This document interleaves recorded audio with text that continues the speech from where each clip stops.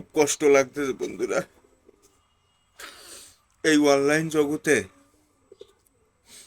আমি আর আসবো না। তার কারণ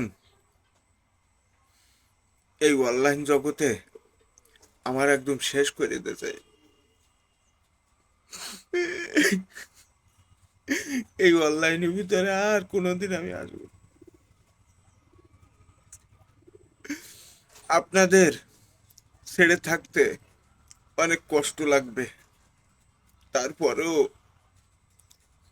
এই অনলাইন জগতে আর আসবো না। তার কারণ এই অনলাইন আমার সব কিছু শেষ করে দিয়েছে। তবে কালকে কিন্তু আর একটা সুন্দর একটা ফানি ভিডিও আসতেছে, আপনারা একটু দেখেন।